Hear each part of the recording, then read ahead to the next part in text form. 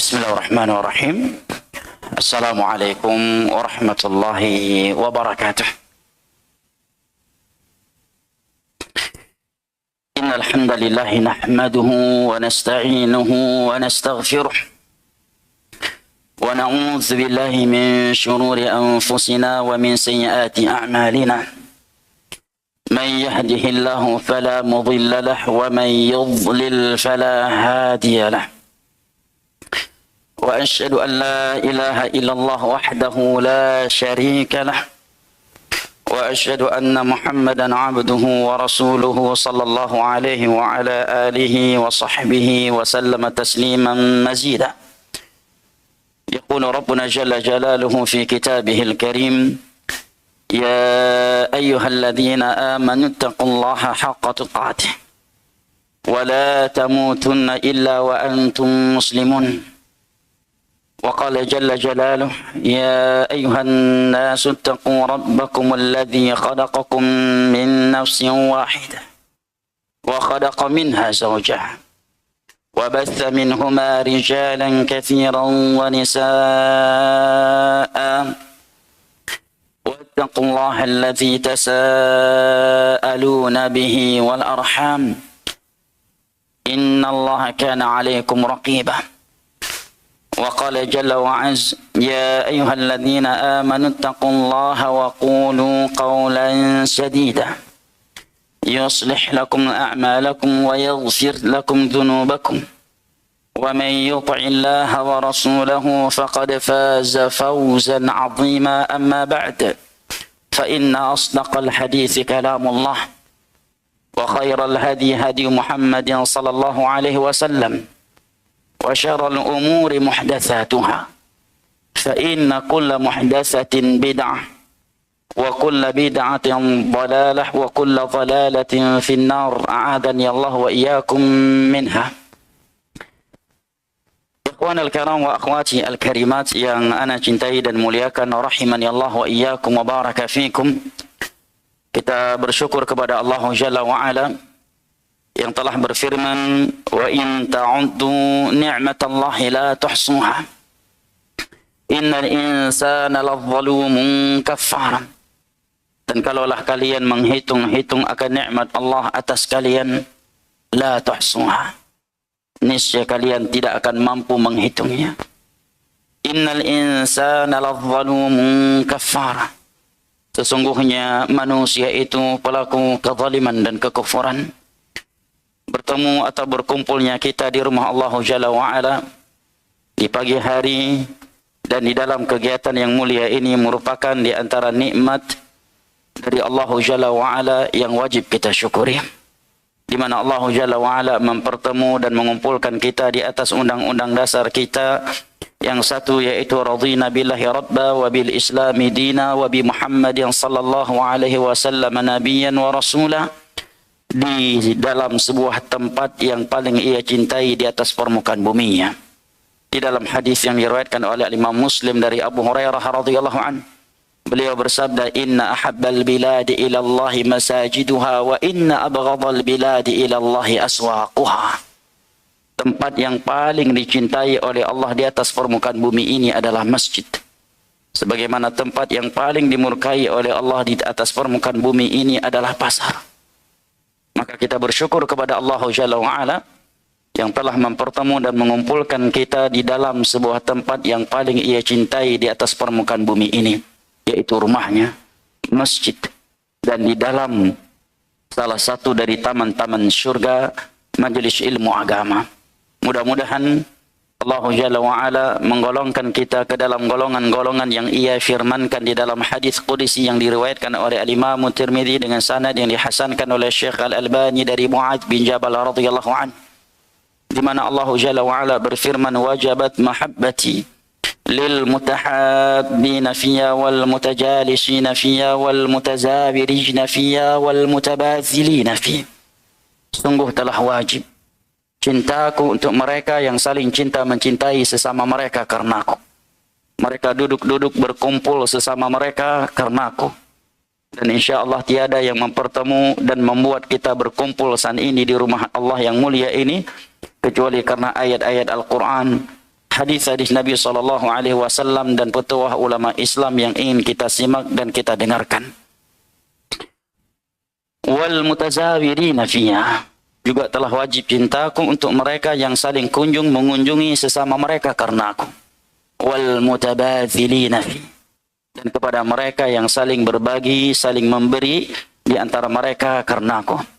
Mudah-mudahan Allah Jalla wa'ala yang telah mengumpulkan kita di dalam salah satu dari taman syurga ini memberikan kepada kita apa yang disabdakan oleh Nabi-Nya sallallahu alaihi wasallam di dalam hadisnya yang diriwayatkan oleh Imam Muslim dari Abu Hurairah radhiyallahu anhu, di mana beliau bersabda, "Wa man salaka tariqan yaltamisu fihi ilma sahalallahu lahu bihi tariqan ilal jannah." Barang siapa yang menempuh sebuah perjalanan dalam rangka menuntut ilmu agama, niscaya Allah akan mudahkan baginya jalan menuju syurga. Wa majtama'a qaumun fi baitin min buyutillah yatluna kitaballahi wa yatadarasunahu fima bainahum illa nazalat 'alaihimus sakinah wa ghasyiyatuhumur rahmah wa hafathumul malaikah wa dzakarahumullahu fi man 'indah. Dan tidaklah ada sebagian manusia yang berkumpul di rumah Allah dalam rangka mengkaji dan mempelajari agama Allah kecuali akan turun sakinah ilahi ke dalam dada-dada mereka. Wa ghasyiyatuhumur rahmah, tercurahkan kepada mereka rahmat. Wa hafathumul malaikah, malaikat-malaikat Allah datang duduk meliputi mereka. Wa dzakarahumullahu fi man 'indah, dan Allah Jalla wa ala menyebut-nyebutkan mereka dengan pujian dan sanjungan di hadapan malaikat-malaikat yang ada di sisinya. Maka majelis ilmu agama di dalam rumah Allah adalah sebaik-baik tempat untuk kita menenteramkan jiwa kita dari hiruk-pikuk dunia, dan terkhusus dunia yang sudah seperti ini hancurnya dengan fitnatus syahwat dan fitnatus syubhat. Jamaah yang dimuliakan Allah, insyaallah taala pembahasan kita pada kesempatan kali ini adalah sebuah pembahasan yang kita butuhkan semua. Bahkan yang berbicara pada kesempatan kali ini jauh lebih membutuhkan kepada pembahasan ini daripada yang menyimak dan mendengarkannya insyaallah, yaitu terkait sifat futur. Teman-teman panitia memberikan judul ilmu luntur karena futur. Nah, mungkin kita berikan judul yang lebih umum dari itu, ketaatan menjadi lemah, menjadi berkurang, menjadi menurun karena sifat futur. Karena kalimat ketaatan mencakup ilmu dan beramal. Karena futur ini tidak hanya membahayakan mereka yang sedang menuntut ilmu agama, tetapi juga bagi mereka yang melakukan ketaatan-ketaatan lainnya selain ilmu agama kepada Allah Jalla wa'ala. Jemaah ini dimuliakan Allah, futur artinya di dalam bahasa kita adalah malas. Malas dan tidak semangat, lemah di dalam melakukan suatu kebaikan yang dianjurkan oleh Allah Jalla wa'ala. Baik, sebelum ana berbicara tentang sebab-sebab futur dan tips mengatasinya, kita pahami terlebih dahulu beberapa kaidah penting terkait futur ini. Kaidah yang pertama, bahwa semua makhluk tanpa terkecuali berpotensi mengalami futur. Semua makhluk berpotensi mengalami futur, sehingga jatuh ke dalam kesalahan dan dosa, kecuali satu makhluk, yaitu para malaikat. Karena mereka tidak diciptakan dengan hawa nafsu. Allah berfirman di dalam surat At-Tahrim tentang para malaikat, la ya'suna Allah ma amarahum wa yaf'aluna ma yu'marun. Mereka tidak pernah bermaksiat kepada Allah sedetik pun, dan mereka selalu menjalankan perintah Allah. Juga di dalam ayat yang lain, yusabbihuna al-laila wan-nahara la yafturun. Mereka bertasbih, beribadah kepada Allah siang dan malam, dan tidak pernah mengalami sifat futur. Adapun anak Adam, maka Nabi SAW telah bersabda di dalam haditsnya yang mulia yang diriwayatkan oleh Al-Imam Tirmidzi dan Ibnu Majah, Beliau bersabda, kullu bani Adam khata' wa khairul khatta'ina tawabun. Seluruh anak Adam tanpa terkecuali, mencakup para nabi dan mencakup selain mereka, banyak kesalahannya, banyak dosanya. Dan sebaik-baik anak Adam yang banyak melakukan kesalahan dosa adalah mereka yang banyak bertobat juga. Ulama Islam sepakat bahwa para nabi sekalipun tidak terluput dari yang namanya kesalahan dan dosa kecil. Hanya saja ulama khilaf apakah para nabi bisa jatuh ke dalam dosa besar ataukah tidak. Dua pendapat di kalangan ulama. Pendapat yang pertama mengatakan tidak. Pendapat yang kedua mengatakan bisa, karena mereka anak Adam. Akan tetapi dosa-dosa besar yang bisa menghilangkan kehormatan, kemuliaan dan kepercayaan di hati manusia terhadap mereka, Allah akan menjaga mereka dari itu. Karena mereka pembawa agama Allah. Di antara dalil yang menunjukkan kepada kita bahwa Nabi sekalipun punya dosa adalah firman Allah di awal-awal surat Al-Fatih.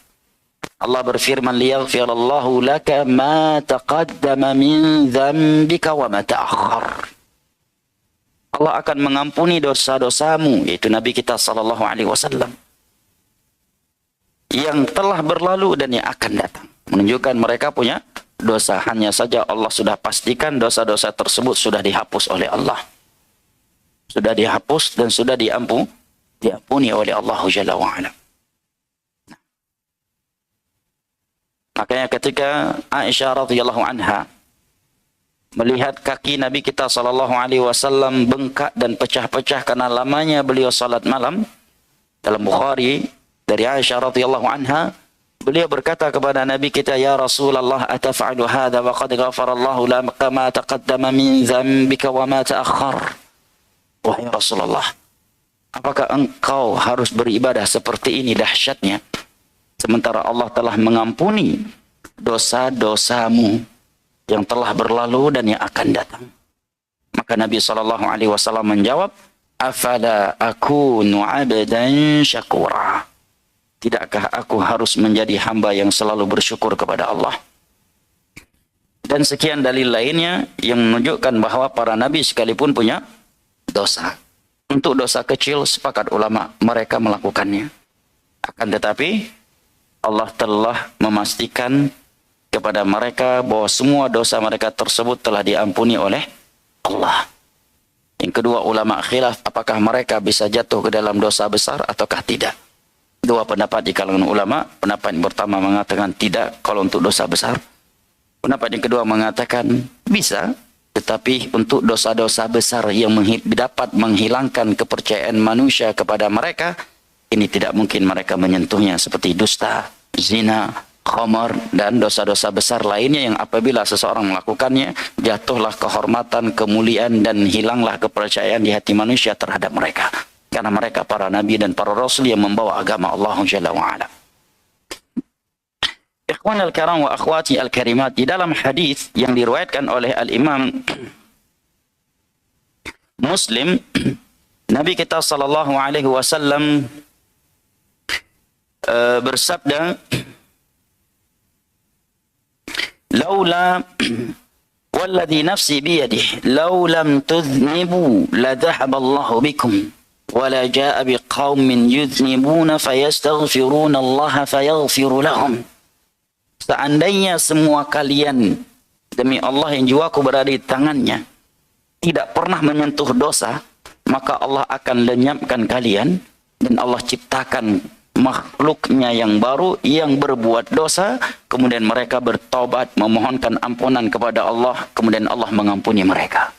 Artinya mustahil kalian sebagai anak Adam tidak punya dosa. Dan tentunya jangan salah paham tetap hadis ini. Ini hadis bukan angin segar untuk berdosa dengan alasan untuk bertaubat. Karena taubat adalah sebuah ketaatan dan tidak mungkin saya lakukan kecuali setelah berdosa. Maka saya akan berdosa agar saya bisa bertobat. Kalau sempat bertobat. Kalau saat berdosa kematian datang dan belum bertobat, innamal a'malu bil khawatim. Dan hadis ini tentunya ini motivasi untuk orang yang berdosa bertaubat. Karena ada sebagian orang pesimis karena merasa dirinya sudah memiliki dosa yang luar biasa sampai-sampai dia pesimis dari rahmat Allah, menyalah-nyalahkan dirinya, bahkan sampai-sampai di antara mereka ada yang bunuh diri. Maka Nabi SAW menyatakan bahwa tidak ada di dunia ini enggak punya dosa.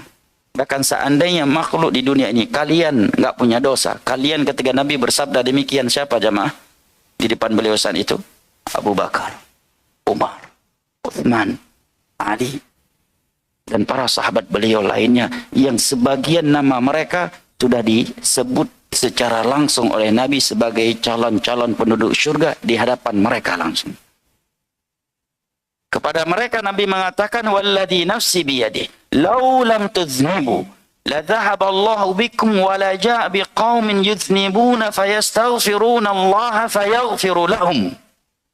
Demi Allah yang jiwaku berada di tangannya, seandainya kalian tidak menyentuh dosa sama sekali, maka Allah akan lenyapkan kalian dan menciptakan makhluk yang baru yang melakukan dosa. Kemudian mereka bertobat, memohonkan ampunan kepada Allah, maka Allah pun mengampuni dosa mereka.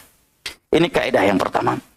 Kaidah yang kedua, jamaah yang dimuliakan Allah, terkait pembahasan futur ini adalah bahwa hati manusia ini sebersih apapun,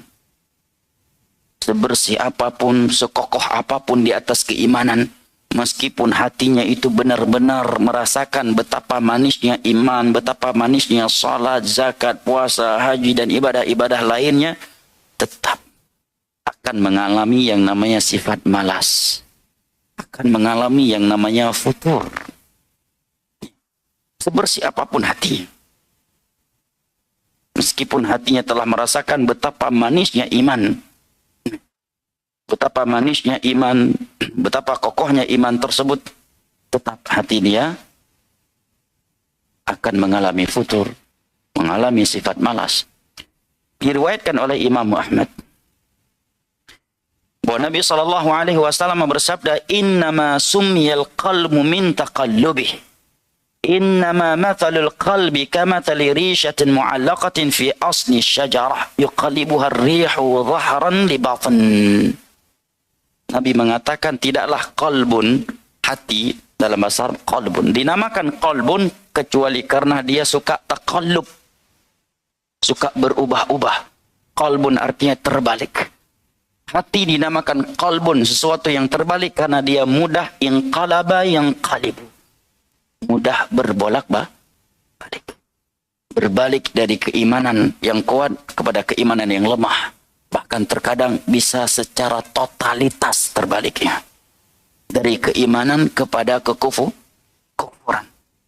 Dan terkhusus di akhir zaman, jauh hari sebelum Nabi SAW wafat, beliau telah berbicara tentang hati sebagian umat beliau di akhir zaman. Diriwayatkan oleh Imam Muslim dari Abu Hurairah radhiyallahu an, Nabi SAW bersabda, badiru bil a'mali fitana kaqita'in laylil muzlim, yusbihu ar-rajulu mu'mina wa yumsi kafira, wa yumsi mu'mina wa yusbihu kafira, yabi'u dinahu bi'aradin minad dunya. Segeralah kalian beramal, berbuat kebaikan di masa yang sudah penuh fitnah, fitnah syirik, fitnah bid'ah, dan fitnah berbagai maksiat lainnya.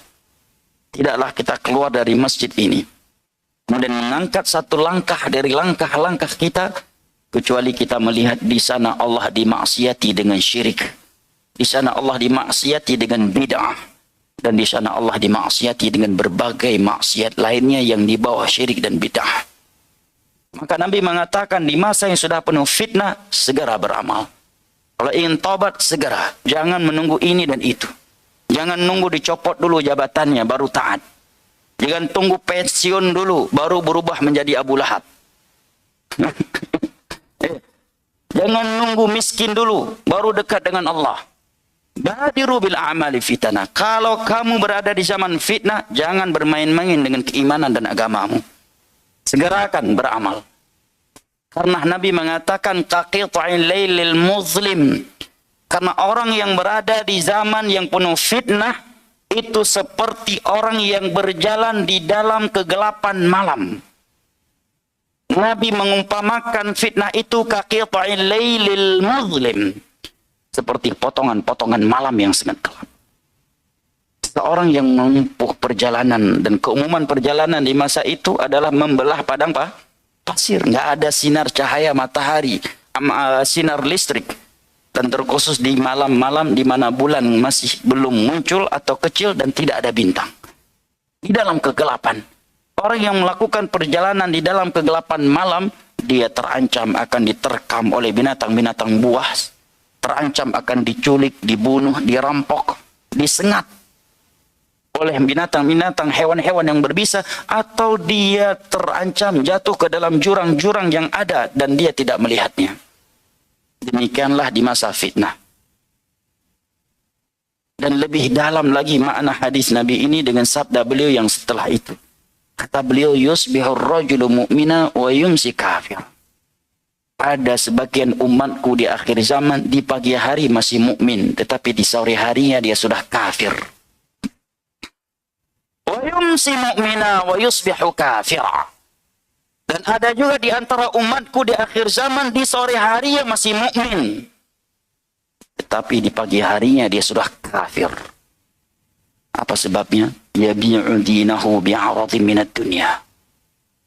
Dia rela menjual agamanya yang merupakan modal utama untuk meraih surga Allah. Dia rela menjual agamanya yang merupakan modal utama untuk selamat dari neraka Allah. Dia rela menjual agama yang merupakan modal untuk mampu melewati as-sirat.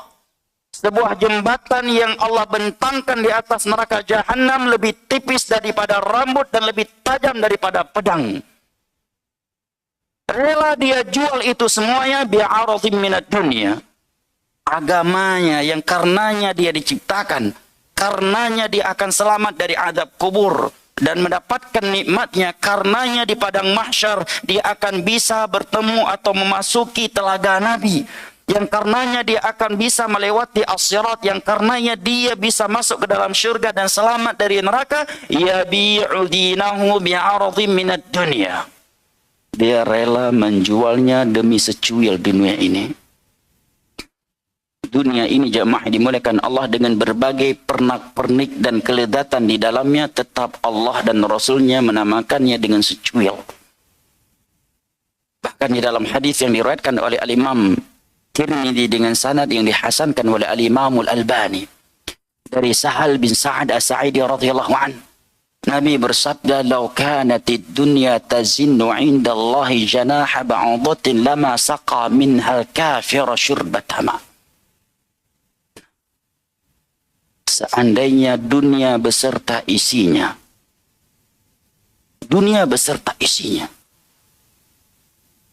bukan hanya sekedar pangkat 1, 2, 3 bintang, bukan hanya sekedar kendaraan yang berharga 2, 3, 4, 5 miliar, bukan sekedar apartemen yang dijanjikan kepada Anda di Singapura dan di Eropa dan sebagainya. Dunia beserta isinya yang tidak mendekatkan Anda kepada Allah, Nabi katakan la tazinnu indallahi janaha ba'udah. Tidak bernilai satu sayap dari seekor nyamuk di hadapan Allah. Seandainya dunia beserta isinya memiliki nilai satu sayap dari seekor nyamuk, maka Allah tidak akan pernah memberikan kepada orang kafir seteguk air minum pun. Tetapi demi dunia yang nilainya tidak menyamai satu sayap seekor nyamuk, sebagian manusia rela murtad. Rela berpindah dari tauhid kepada syirik. Karena kalau dia berada di jalan tauhid, dia punya follower, fan-nya sedikit, jamaahnya sedikit, panggilan ceramah sedikit, medan dakwah terbatas. Sementara kalau dia berpindah dari medan tauhid kepada medan syirik, dia akan menjadi dai kondang dan dai sejuta umat. Dia rela berpindah dari as-sunnah kepada bid'ah hanya demi mencari follower,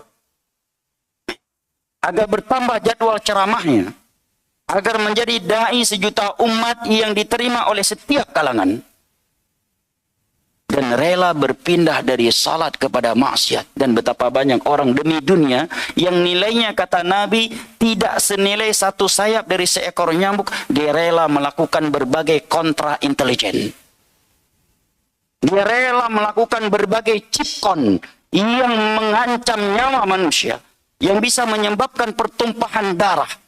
Dia ciptakan berbagai kontra intelijen, berbagai chipkon demi agar jabatannya semakin bagus. Agar diberikan jabatan-jabatan yang strategis. Dia tidak peduli nyawa siapa yang harus dia hilangkan. Kehormatan muslim mana yang akan dia hancurkan. Dia tidak peduli. Hanya demi dunia yang nilainya tidak senilai satu sayap dari seekor nyamuk. Padahal ketika dia mati, yang menyelamatkan dia dari azab alam barzah bukanlah dunia yang dia miliki. Bukan institusinya, bukan instansinya, bukan korupnya, bukan relasi bisnisnya, bukan sejuta pasukan khusus yang dia miliki. Bukan juga seniornya, bukan juniornya, bukan kakak asuhnya, bukan adik asuhnya. Yang menyelamatkan dia ketika ditanya, Man Rabbuk, wa ma dinuk, wa ma nabiyuk, adalah agama yang dia pegang ketika di dunia, yang mungkin karena dia berpegang teguh dengan agamanya, dia dimutasi, dia dicopot atau dikucilkan di tengah-tengah masyarakatnya. Tetapi Nabi bersabda, dan ini sabda yang luar biasa karena beliau bersabda dengan sabda ini dan beliau masih hidup di Madinah saat itu. Di hadapan beliau Abu Bakar, Umar, Utsman, dan Ali. Bagaimana seandainya Nabi hidup di masa sekarang yang melihat umatnya yang keluar masuk ke tempat dugem, melihat umatnya keluar masuk ke tempat prostitusi, yang melihat umatnya keluar masuk main judi, yang melihat umatnya berpindah dari tauhid kepada syirik, melihat umatnya lebih memprioritaskan bid'ah daripada sunnah, bahkan rela memerangi sunnah setelah ia mengetahuinya. Kira-kira apa yang akan beliau katakan jamaah? Beliau masih di Madinah saat itu, lebih dari 1000 tahun yang lalu. Beliau sudah mengatakan, yusbihur rajulu mu'mina wa yumsi kafira wa yumsi mu'mina wa yusbihu kafira yabi'u dinahu bi'aradhin minad dunya. Di zaman yang sudah penuh fitnah itu, ada dari umatku di pagi hari masih mukmin, tetapi di sore harinya dia sudah kafir. Ada juga yang di sore hari masih mukmin, tetapi di pagi harinya dia sudah kafir. Apa sebabnya? Yabi'u dinahu bi'aradhin minad dunya. Ini sebab utama orang murtad. Ini sebab utama seseorang menjual tauhid dengan syirik. Dia beli bid'ah dengan sunnah. Dia gantikan kesalehan dengan kefasikan karena secuil dari dunia ini. Ini sudah beliau katakan lebih dari 1000 tahun yang lalu, jemaah. Beliau bersabda dengan sabda ini di masa itu belum ada media-media syirik, pelaku-pelaku syirik yang mengucapkan dua syahadat. Di masa itu yang melakukan syirik murni orang yang tidak mengucapkan dua syahadat. Tidak ada yang memerangi dakwah sunnah dari orang-orang yang mengucapkan dua syahadat dan salat 5 waktu. Bagaimana seandainya beliau hidup di masa ini? Orang-orang yang mengucapkan dua syahadat justru mereka yang melakukan, yang keluar masuk ke tempat maksiat. Dan justru mereka yang memerangi kandungan la ilaha illallah dan konsekuensi daripada asyhadu anna Muhammadar Rasulullah itu sendiri. Kita kembali lagi kepada kaidah yang kedua. Ini menunjukkan jamaah dimuliakan Allah bahwa hati manusia bisa berubah. Sekokoh apapun dia di atas keimanan, hati ini bisa berubah. Makanya Nabi mengatakan tidaklah hati itu dinamakan qalbun kecuali dikarenakan min taqallubus, seringnya dia berbolak-balik. Seperti sebuah rantai atau tangkai yang berada di satu batang pohon yang terkadang diterjang ke sana dan kemari oleh angin yang ada. Jamaah yang dimuliakan Allah. Kaidah yang ketiga terkait pembahasan futur. Bahwasanya mazhab aqidah ahlus sunnati wal jamaah salafan wa khalafan dari semenjak dahulu hingga hari ini, dan ini yang membedakan antara mereka dan kaum murjiah adalah al-imanu qaulun wa amalun wa i'tiqadun bil jinan yazidu bit ta'ati wa yanqusu bil ma'siyah. Bahwa iman itu adalah keyakinan dengan hati, mengucapkan dengan lisan, dan melakukannya dengan anggota badan, dan dia dapat bertambah karena ketaatan dan bisa berkurang karena maksiat. Jadi naik turun iman memang itu normalnya seorang mukmin. Tetapi ini bukan angin segar untuk menurunkan keimanan. Ya, ini bukan angin segar untuk menurunkan keimanan, tetapi dari sisi akidah, iman itu yazidu wa yanqus. Terkadang bertambah dan terkadang berkurang. Yazidu bitta'ah, bertambah kuat karena ketaatan yang dilakukan. Wa yanqusu bil ma'siyah, dan berkurang menurun karena kemaksiatan. Jamaah yang dimuliakan Allah. Allah Jalla wa'ala menyebutkan di awal-awal surat Al-Anfal, menerangkan kepada kita hal ini. Innamal mu'minuna alladhina idza dzukirallahu wajilat qulubuhum wa idza tuliyat 'alaihim ayatuhu zadatuhum imanan wa 'ala rabbihim yatawakkalun. Tidaklah seorang mukmin itu kecuali dia yang apabila disebutkan kepadanya Allah, bergetarlah hatinya. Dan apabila dibacakan kepadanya ayat-ayat Allah, Al-Quranul Karim, ayat-ayat kauniyah dan ayat-ayat syar'iyah, maka bertambahlah imannya. Dan mereka adalah orang-orang yang bertawakal hanya kepada Allah Jalla wa'ala. Di sini Allah mengatakan, bertambahlah imannya. Sesuatu yang bertambah pasti mengalami berkurang. Tidaklah dikatakan bertambah kecuali sebelumnya dengan nominal yang lebih sedikit. Maka ini dalil yang menerangkan kepada kita bahwa iman itu bisa bertambah dan bisa berkurang. Makanya para ulama ketika menyebutkan bertambah dan berkurangnya iman, dalil yang mereka sebut seringnya adalah dalil yang menunjukkan bertambahnya iman. Dan terkadang bahkan tidak menyebutkan dalil yang menunjukkan turunnya iman itu bisa turun. Kenapa? Karena bertambahnya sesuatu menunjukkan dia juga bisa berkurang. Nah, Allah Jalla wa'ala juga berfirman di dalam surat yang lain, wa idza dzukirallahu wahdahu shma'azzat qulubul ladina la yu'minuna bil akhirah wa idza dzukiral ladina min dunihi idza hum yastabshirun. Sebaliknya, orang-orang yang jauh dari Allah, kalau nama Allah disebutkan, mereka enggak tenang, enggak nyaman, risih hati mereka. Tetapi begitu disebutkan selain Allah, maka tenanglah hati mereka dan bahagialah mereka. Ini hendaknya menjadi bahan introspeksi buat kita jamaah. Sebagian orang begitu naik mobil, dihidupkan merotal Al-Quran dalam mobil, dan dia sedang tidak bekerja, dia nggak nyaman, risih, ganti-ganti.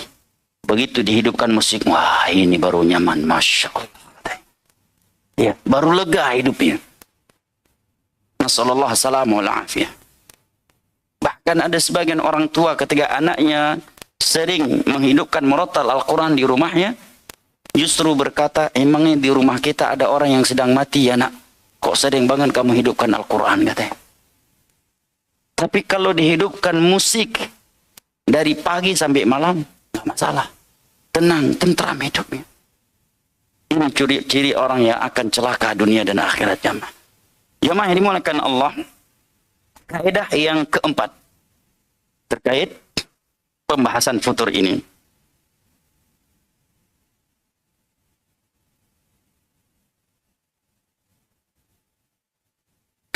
Bahwasanya seorang muslim, seorang muslimah itu akan memiliki hati di derajat yang tinggi, imannya akan kuat, akan meninggi, akan bertambah tatkala dia berada di dalam ibadah-ibadah yang paling besar, yang paling kuat. Semakin besar salat ibadah yang ia lakukan, maka semakin besar pula penambahan iman dirinya.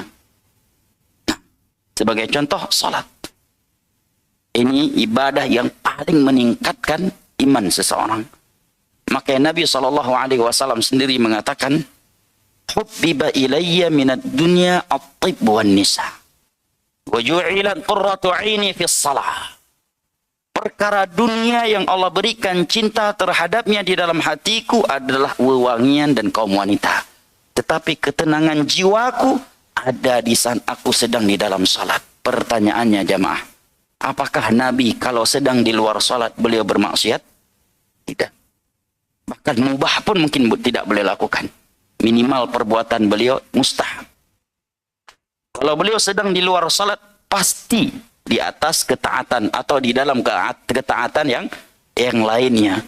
Tetapi tetap kata beliau, ketenangan jiwaku berada di dalam salat. Bukan berarti ketika di luar salat beliau tidak tenang jiwanya. Karena Nabi kalau nggak salat juga di dalam ketaatan yang lain. Artinya tidak ada ibadah yang lebih menenangkan, menenteramkan jiwa ini seperti ketika kita di dalam salat.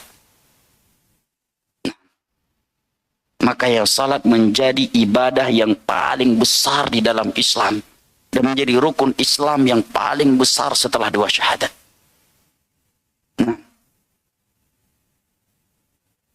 Oleh karenanya jamaah dimuliakan Allah, ketika seorang datang kepada Hudzaifah, dia khawatir dirinya sebagai orang munafik. Maka Hudzaifah bertanya, "Hal sallaita idza khalawt?" Qala na'am. "Wa hal istaghfarta kullama adhnabta?" Qala na'am. Qala idhhab sallamakallahu minan nifaq. Wahai Hudzaifah, aku ini sangat khawatir seandainya diriku ini adalah seorang munafik. Kata orang ini kepada Hudzaifah radhiyallahu anhu. Maka beliau bertanya, apakah engkau suka salat ketika sendirian? Dia pun menjawab, iya. Dan apakah engkau selalu beristighfar dan memohon ampunan kepada Allah setiap kali kamu jatuh ke dalam dosa? Naam, iya, wahai Hudzaifah, jawabnya. Mendengar ucapannya itu, maka Hudzaifah radhiyallahu anhu mengatakan, idhhab sallamakallahu minan nifaq. Pergilah engkau. Semoga Allah menyelamatkan engkau dari kemunafikan. Karena salat itu memang tameng dari kemunafikan. Makanya kenapa dijadikan salat subuh dan isya berjamaah bukti keimanan seseorang? Karena di masa itu selain mukmin tidak ada yang pergi ke masjid salat berjamaah dari orang-orang munafik. Karena kalau dia tidak ke masjid di waktu subuh dan isya, jarang ada yang mengetahuinya. Karena di masa itu belum ada cahaya seperti di masa sekarang ini. Makanya Nabi mengatakan, inna athqala salati ala al-munafiqin salatul isya'i wa salatul fajr. Walau ya'lamuna ma fihima la'atauhuma walau habwa. Sesungguhnya salat yang paling berat bagi orang-orang munafik adalah salat isya dan salat subuh. Dan kalaulah mereka mengerti keutamaan pergi melaksanakan salat isya dan subuh berjamaah, niscaya mereka akan pergi melaksanakannya meskipun harus merangkak. Hadits riwayat Imam Al-Bukhari dan Muslim dari Abu Hurairah radhiyallahu anhu. Ini kaidah yang keempat terkait pembahasan futur. Bahwasanya hati ini akan berada di atas keimanan atau kadar penambahan iman seseorang itu sesuai dengan kadar besar kecilnya ibadah yang ia lakukan. Semakin besar ibadah yang ia lakukan, maka semakin besar juga penambahan terhadap imannya. Semakin tinggi derajat hatinya, seperti salat, haji, puasa, membaca Al-Quran. Jamaah yang dimuliakan Allah, ini 4 kaidah sebagai muqaddimah untuk pembahasan futur. Yang kedua, jamaah yang dimuliakan Allah, futur ini melahirkan banyak kejelekan dan memiliki dampak buruk yang sangat banyak tatkala seseorang sedang futur. Yang pertama, qaswatul qalb. Orang kalau sedang futur, hatinya itu keras. Kalau sedang futur. Maka terkadang kalau dinasihati, walaupun dia udah ngaji, kalau udah futur kadang-kadang malah marah. Udah lu nggak usah nasihati gua lebih luan ngaji main ente, gua ikhwan kibar, ente baru kemarin ngaji. Siapa lu? Nggak kenalan ente? Ini dari tahun 2000 udah ngaji gue. Lu belum ngaji Jan itu. Dia kira ketika mati nanti di hari kiamat Allah bertanya bagaimana 20 tahun yang lalu ente. Bukan itu yang ditanya. Ketika kita mati yang menentukan kita di surga atau neraka adalah innamal a'malu bil khawatim. Dengan penutupnya. Bagaimana keadaan kita di saat malaikat maut datang mencabut nyawa kita. Bukan bagaimana sebelumnya. Innamal a'malu bil khawatim. Amalan itu dengan penutupnya. Hadis dari Imam Al-Bukhari dari Sahal bin Sa'ad As-Sa'idi radhiyallahu anhu. Ini dampak buruk dari sifat futur. Dan ini kita rasakan oleh setiap kita. Kita merasakan hati kita keras ketika futur, bahkan terkadang ngorotal Al-Quran sedang hidup dan qari sedang membaca ayat-ayat tentang surga dan neraka, di saat itu juga kita berlakukan zina mata di HP kita. Ayat sedang berbicara wala taqrabuz zina, suaranya terdengar kepadanya, justru di saat sedang mendengar ayat wala taqrabuz zina, dia sedang melangkah ke tempat untuk berzina. Ayat Al-Quran sedang berbicara tentang neraka, dan di waktu yang sama dia sedang bermaksiat kepada Allah Jalla wa'ala. Kenapa? Karena saat itu sedang futur. Dan kalau sedang futur, hati itu pasti keras, jamaah. Jamaah yang dimuliakan Allah. Dan Allah Jalla wa'ala berfirman dalam Al-Quranul Karim, fawailul lil qasiyati qulubuhum min dzikrillah ulaika fi dhalalin mubin. Sungguh wail. Wail ada yang menerjemahkan neraka, ada yang menerjemahkan pohon di dalam neraka, sebuah lembah di dalam neraka. Ada yang menerjemahkannya sebagai makna dengan makna yang secara etimologi itu celaka. Ini penafsiran yang saling berdekatan. Celaka neraka untuk mereka yang hatinya keras dari mengingat Allah. Ini hendaknya menjadi tamparan untuk kita semua jamaah. Jangan kita menoleh ke kanan, ke kiri, ke depan dan ke belakang kita. Mari introspeksi diri. Kapan terakhir kali kita menangis ketika membaca Al-Quran jamaah? Kapan terakhir kali kita menangis di dalam sujud? Dan terapan terakhir kali hati kita bergetar ketika dibacakan Al-Quran atau sedang membaca Al-Quran? Ini hendaknya menjadi peringatan keras untuk saya pribadi yang pertama kali dan kita semua jamaah. Ini ancaman dari Allah. Neraka untuk mereka yang hatinya keras dari mengingat Allah. Mereka lah orang-orang yang berada di dalam kesesatan yang nyata. Jamaah yang dimuliakan Allah, bahkan terkadang hati itu mengeras dan bertambah kekerasannya sehingga dikatakan oleh Allah lebih keras dan lebih keras daripada batu. Seperti dalam ayat yang insya Allah semua kita pernah dan sering membacanya dari surat Al-Baqarah. Allah Jalla wa'ala mengatakan summa qasat qulubuhum min ba'di dzalika fahiya kal hijarati aw asyaddu qaswah. Kemudian setelah itu hati mereka mengeras. Karena ketika dia futurnya itu dibiarkan. Awal-awal futurnya itu hanya menjerumuskan dia ke dalam hal mubah yang melampaui batas. Dia biarkan, akhirnya bergeser dari melampaui batas dalam bab mubah berpindah ke makruh. Dia biarkan hati yang futur tersebut kemudian dari hal yang makruh berpindah kepada hal yang haram, maksiat, kemudian berpindah kepada bidah sampai-sampai dia berpindah kepada syirik dan dosa-dosa pembatal Islam yang lainnya. Makanya ketika Sufyan bin Uyainah ditanya oleh anaknya, wahai ayahanda Sufyan bin Uyainah, seorang ulama yang semasa dengan Imam Malik atau bahkan termasuk gurunya Imam Malik, tabi'in, wahai ayahanda, apakah iman itu bisa berkurang? Kata beliau, iya, dia bisa berkurang, bahkan bisa hilang secara totalitas. Wahai anakku, jawab beliau kepada putranya. Seperti yang Allah katakan, ketika hatinya sudah keras, dia nggak langsung berusaha untuk melembutkannya. Dia tidak langsung lari menuju Allah. Padahal Allah telah mengatakan, fafirru ilallah. Larilah kalian kepada Allah. Lihat, Allah Maha Penyayang. Kalau kita kepada manusia, takut kepada manusia, kita justru lari menjauh darinya. Tetapi berbeda dengan Allah.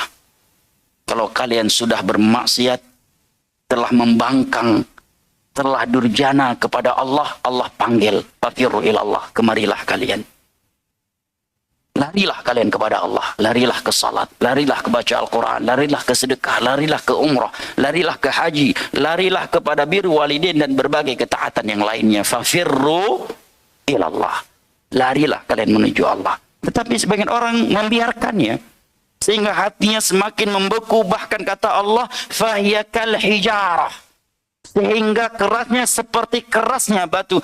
Au asyaddu qaswa. Au di sini bermakna bal, karena au bermakna asyak itu tidak datang dari Allah. Au asyaddu qaswah, bahkan bisa lebih keras daripada batu. Kenapa Allah berkata demikian? Karena kata Allah, wa inna minal hijarati lama yatafajjaru minhul anhar. Karena dari batu yang begitu keras ada yang hancur, pecah, dan keluarlah darinya air. Bahkan dihancurkan oleh sungai-sungai yang ada. Fayakhruju minhul ma. Sebagian batu ada yang pecah dan keluarlah air darinya. Wa inna minha lama yahbitu min khasyatillah. Bahkan ada batu yang jatuh karena takut kepada Allah. Sementara manusia yang hatinya terbuat dari segumpal daging tidak bisa mengeluarkan air mata dari matanya ketika takut kepada Allah. Bahkan sebagian mereka sedang bermaksiat, bermain-main dengan nama Allah. Ketika diingatkan makan yang haram, makan babi, justru dia mengatakan bismillah, biar jadi berkah katanya. Orang yang seperti ini, kata Imam Nawawi, batal Islamnya. Karena dia termasuk orang-orang yang memperolok-olok agama Allah. Qul abillahi wa ayatihi wa rasulihi kuntum tastahzi'un. La ta'tadiru qad kafartum ba'da imanikum in na'fu an ta'ifatin minkum nu'adib ta'ifatan bi'annakum kanu mujrimin. Ikhwan al-kiram wa akhwati al-karimat rahimani Allah wa iyyakum wa baraka fikum. Berbeda dengan mereka orang-orang yang tidak futur. Hati mereka terlalu mudah menangis dan terlalu mudah bergetar ketika mengingat Allah dan dibacakan kepada mereka ayat-ayatnya.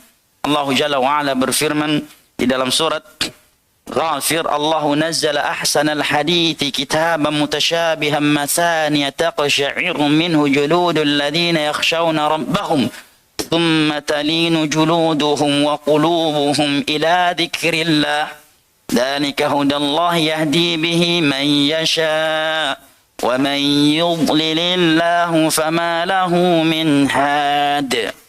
Allah lah yang menurunkan Al-Quran ini. Sebuah ucapan yang paling indah. Tidak ada ucapan yang lebih indah daripada firman Allah. Yang keindahan dan kesempurnaannya sama semuanya. Antara surat ini dan surat yang lainnya sama sisi kesempurnaan dan keindahannya. Inilah firman-firman, ucapan-ucapan yang membuat kulit-kulit orang yang takut kepada Allah bergetar. Kulit mereka bergetar ketika membaca ayat Allah Jalla wa'ala. Wa qulubuhum ila dzikr. Talinu juluduhum wa qulubuhum. Kemudian kulit-kulit dan hati-hati mereka menjadi lembut karena mengingat Allah Jalla wa'ala. Kemudian setelah itu Allah katakan mereka yang bisa bergetar jiwanya, bergetar tubuhnya ketika mengingat Allah dan dibacakan kepada mereka ayat-ayat Allah, itu adalah hudallah yahdi bihi man yasha. Itulah hidayah yang Allah berikan kepada siapa saja yang Allah kehendaki. Berarti semakin jarang kita menangis karena Allah, berarti sudah semakin berkurang hidayah Allah. Nah, mengenal tauhid memang hidayah. Tetapi setelah dan di jalan tauhid ini juga ada hidayah lainnya, jemaah. Menangis karena Allah adalah hidayah yang sangat mahal. Pertanyaannya, kapan terakhir kita mendapatkan hidayah yang satu ini, jamaah? Kapan terakhir kali kita memiliki hidayah yang satu ini? Kapan terakhir kali kita menangis, bergetar jiwa kita karena membaca Al-Quran atau dibacakan kepada kita Al-Quran, atau karena mengingat dosa-dosa yang pernah kita lakukan kepada Allah Jalla wa'ala? Allah, mereka yang bisa seperti itu bukti hidayah yang Allah berikan kepada siapa yang Allah kehendaki.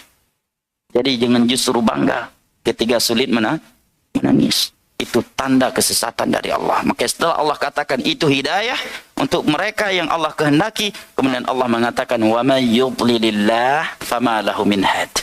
Barang siapa yang disesatkan oleh Allah, menunjukkan tidak bisa menangis, tidak bergetarnya jiwa, tidak lembutnya hati ketika mengingat Allah dan dibacakan kepada ayat Al-Quran adalah bukti sesatnya hati tersebut. Dan orang yang telah disesatkan oleh Allah, tidak akan ada yang mampu memberikan hidayah kepadanya selain Allah Jalla wa'ala. Dampak buruk yang kedua dari futur. adalah at-tahawun fi fi'l at-ta'at. Dia menjadi malas melakukan ketaatan. Bermudah-mudahan dengan maksiat setelah bermalas-malasan melakukan ibadah. Dan ini dua hal yang saling bertemu, jemaah. Tidaklah seseorang bermalas-malasan melakukan ketaatan kecuali seringnya dia juga akan bermudah-mudahan dengan maksiat. Karena ketaatan itu merupakan sunnatullah akan melahirkan ketaatan-ketaatan yang lainnya. Sebagaimana kejelekan itu juga akan melahirkan kejelekan-kejelekan berikutnya, kata Imam Ibn Rajab di dalam kitabnya Lataiful Ma'arif. Nah, innal hasanat yudhibna sayyi'at. Nah, orang yang futur, di antara dampak futur yang buruk dari seseorang yang futur adalah bermalas-malasan melakukan ketaatan. Dia akan malas. Akhirnya malas ngaji, malas sholat tahajud, malas baca Al-Quran, malas sedekah, malas umrah, malas haji, malas silaturahim, dan berbagai ketaatan yang lainnya. Dan ini adalah sifatnya orang-orang munafik. Walaupun dia melakukannya, tetapi melakukannya dalam keadaan malas. Lebih buruk dari itu, sama sekali tidak melakukannya. Melakukan ketaatan tetapi dengan hati yang malas itu sudah cukup tercela di dalam Islam, apalagi sama sekali tidak melakukannya. Mari kita simak firman Allah berikut ini. Di dalam surat At-Taubah, Allah mengatakan tentang orang-orang munafik, wa idza qamu ila sholati qamu kusala yura'una an-nasa wa la yadhkuruna Allah illa qalila. Dan mereka apabila melakukan salat, mereka melakukannya dalam keadaan malas. Orang munafik, kata Syekh Utsaimin dalam syarah Riyadhus Shalihin, apabila seseorang salat tetapi dalam keadaan malas, Allah katakan dia munafik. Lalu bagaimana dengan mereka yang tidak salat sama sekali? Dia salat tetapi salatnya dalam keadaan malas, Allah katakan dia munafik. Bisa-bisanya dia malas berdiri di depan Rabbul Alamin, Arhamur Rahimin, yang memberikan kepadanya mata, tangan, jantung, nafas, rumah, kendaraan, istri, anak, dan berbagai nikmat yang lainnya. Dia berdiri malas-malasan. Apa ini kalau bukan kemunafikan? Sementara ketika dia berdiri di hadapan pimpinannya, komandannya, seorang menteri, seorang presiden, dia berdiri dengan penuh semangat dan gairah. Tapi begitu dia berdiri di hadapan sang penciptanya, pemilik surga, pemilik neraka, yang telah memberikan kepada nikmat nafas, mata, tangan, istri, anak, kendaraan, dan berbagai fasilitas lainnya, dia justru sambil ngupil berdirinya. Ya kan? Sambil ngupil. Ada juga yang kalau hidung ngupil, kalau telinga apa? Ngorek-ngorek telinga, ya main-main dan sebagainya. Bukti kemunafikan. Apabila salat dalam keadaan malas, Allah cela dan Allah jadikan itu tanda kemunafikan di dalam hatinya. Lalu bagaimana dengan orang yang tidak salat sama sekali? Maka sungguh membingungkan kalau ada orang tidak salat tetapi dia mengatakan, Anda boleh melihat saya tidak salat, tetapi hati ani cukup bersih. Ini kepedean namanya. Orang seperti ini harus dipegang kedua tangan dan kakinya, kemudian diruqyah dengan Al-Baqarah biar keluar syaitan dari tubuhnya. Nah, ada orang seperti itu. Saya memang nggak salah, saya sering dugem begini, tapi hati aneh insya Allah bisa lebih bersih dari hati-hati kalian yang salat. Lah salat saja tetapi dalam keadaan malas, Allah katakan munafik. Lalu bagaimana dengan orang yang tidak salat sama sekali? Ikhwan al-kiram wa akhwati al-karimat, Allah juga berfirman, wala ya'tuna as-salata illa wa hum kusala wala yunfiquna illa wa hum karihun. Tidaklah mereka pergi melakukan salat kecuali dalam keadaan malas. Maka para ulama ketika berbicara tentang adab-adab pergi salat, mereka menyebutkan salah satu adabnya ketika pergi, hendaknya kita pergi dengan penuh semangat gairah. Hati-hati nih anak-anak muda ketika subuh dibangunin oleh abinya. Langsung bangun memang, tapi jalan ke masjid kayak orang lagi mabuk. Koyong. Ya. memperlihatkan malasnya, tidak gairahnya. Sementara kalau dipanggil oleh komandannya jam 3 malam, jam 2 malam, bunyi pimpinan, siap, perintah. Semangat dia, gairah dia. Bahkan langsung mandi, langsung memakai pakaian seragamnya, dia tinggalkan istri dan anak-anaknya meskipun mereka sedang sakit. Tetapi begitu Allah memanggilnya, hayalal salah, hayalal falah, lihat jam. Oh, masjid itu iqamatnya lama, gampang. Begitu iqamat, yang penting masih dapat takbiratul ihram. Begitu udah takbiratul ihram, masih dapat tasyahud akhir. Orang yang mendapatkan walaupun tasyahud akhir dengan imam akan mendapatkan pahala jamaahnya. Begitu udah tasyahud, salat berjamaah khilaf. Ada yang berpendapat fardu kifayah, ada yang berpendapat wajib, ada yang mendapatkan sunnah. Ana Syafi'i, ambil yang sunnah. Subhanallah, syubhat dari syaitan. Pergi dia salat, pergi ke salat dalam keadaan malas, Allah katakan ciri munafik. Makanya usahakan jamaah kalau kita pergi salat, pergilah dalam keadaan semangat, gairah. Maka ini antaranya adalah Allah perintahkan kita menggunakan pakaian terbaik. Itu bukti semangatnya kita untuk menghadap kepada Allah. Kata Allah, khudhu zinatakum inda kulli masjid. Pakailah oleh kalian pakaian yang paling bagus, yang bagus ketika kalian mau salat.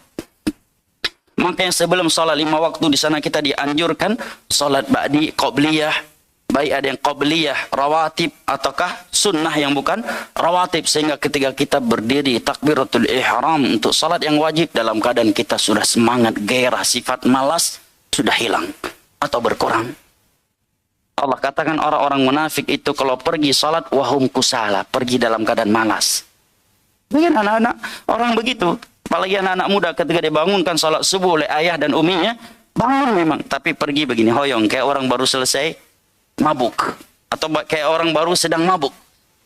Pergi ke masjid orang mah nggak sikat gigi, bau jigong, bau badan, nggak mandi, nggak bersih. Sebagian orang begitu.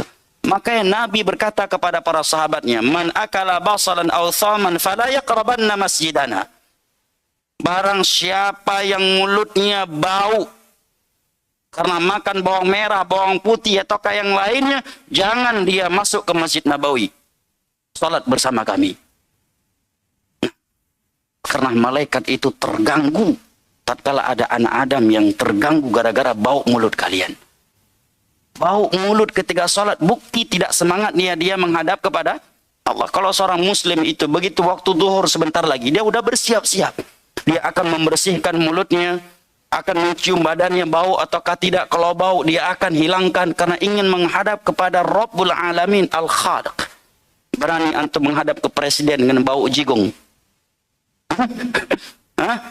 Berani antum menghadap kepada seorang jenderal pimpinan Anda dan Anda pangkat terendah, berpangkat prada, menghadap kepada seorang jenderal dengan bau burket, bau jigong dan belum mandi? Berani? Kenapa dengan Allah seperti itu? Berangkat ke masjid pada ada waktu untuk sikat gigi, malas sikat gigi. Ada waktu untuk mandi, malas mandi. Berangkat dengan burket, berangkat dengan bau jigong. Makanya Nabi katakan barang siapa yang udah bau mulutnya karena makan bawang merah dan putih, jangan ikut salat berjamaah di Masjid Nabawi bersama kami. Pada masjidnya Masjid Nabawi, imamnya Nabi SAW.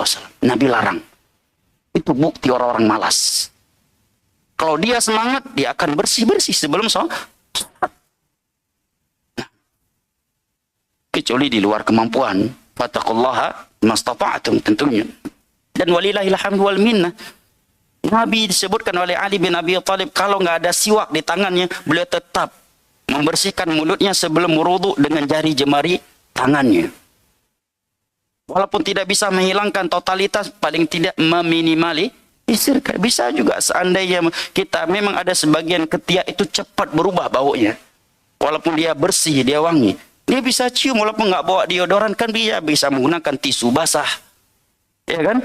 Atau sehelai kain yang dia basahkan kemudian dia bersihkan sehingga ketika salat dia tidak membawa burket menghadap Rabbul Alamin dan membuat bulu hidung orang di kiri kanannya jadi rontok gara-gara burket dia. Wala ya'tuna as-salata illa wa hum kusala. Orang-orang munafik itu pergi salat tetapi pergi dalam keadaan malas. Tidak ada persiapan. Bukti yang tanda yang berikutnya, wala yunfiquna illa wahum karihun. Kalau mereka berinfak dalam keadaan benci. Ya, karena udah diminta, kok gua melulus yang diajak berdonasi, nggak ada yang lain ya katanya. Mestinya dia senang. Allah mudahkan dia berinfak di jalan Allah. Itu hidayah. Kalau bukan hidayah dari Allah, mungkin dia akan menggunakan hartanya untuk di jalan syirik. Karena hidayah dari Allah, kita mau menggunakan jalan, sebagian harta kita di jalan tauhid, di jalan sunnah, di jalan ketaatan kepada Allah. Kalau bukan karena hidayah dari Allah, mungkin kita termasuk donatur syirik, donatur bid'ah, dan donatur maksiat. Makanya ketika ada orang-orang Badui merasa telah berjasa mereka untuk Islam, karena udah masuk Islam, udah berjihad, udah ini dan itu, Nabi perintahkan, katakan kepada mereka, qul la tamunnu alayya islamakum. Katakan kepada mereka yang merasa telah berjasa untuk Islam ini, jangan sekali-kali kalian merasa telah berjasa untuk Islam. Balillahu yamunnu alaikum an hadakum lil iman. Tetapi Allah lah yang telah berjasa, yang telah berbuat baik untuk kalian. Karena hidayah dari Allah kalian beriman. Karena hidayah dari Allah kita mau berinfak di jalan kebaikan. Kalau bukan hidayah dari Allah, mungkin Anda yang selama ini jadi donatur masjid, donatur dakwah. Kalau bukan hidayah dari Allah, mungkin Anda hari ini adalah donaturnya kesyirikan, donaturnya acara bid'ah, dan donaturnya acara maksiat. Nah, orang-orang munafik, mereka berinfak tetapi dalam keadaan benci, nggak senang. Syahidnya jamaah dimuliakan Allah, ini dampak buruk daripada itu. Malas, dan malas sifatnya orang-orang munafik. Jamaah dimuliakan Allah, dampak buruk dari futur yang ketiga. Kita belum membahas sebab-sebabnya dan tipsnya. Tetapi dengan dampak buruk ini sebenarnya juga mencakup dan mengisyaratkan kepada sebab-sebab dan tipsnya. Dampak buruk futur yang ketiga adalah bughdus salihin al-mutamatthilina lis-sunnah al-harisina ala iqamati sya'airid dini fi anfusihim. Futur yang kita biarkan ini akan mendatangkan kebencian di dalam hati kita kepada orang-orang soleh yang mengamalkan sunnah Nabi.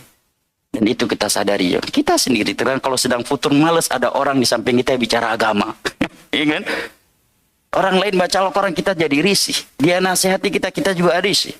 Ada orang seperti itu. Padahal dia nggak diminta untuk berjenggot. Orang lain yang berjenggot, dia yang kepanasan. Wanita lain yang bercadar, dia yang kepanasan. Padahal dia sendiri buka-bukaan. Tapi dia bisa kepanasan hanya karena melihat orang lain bercadar.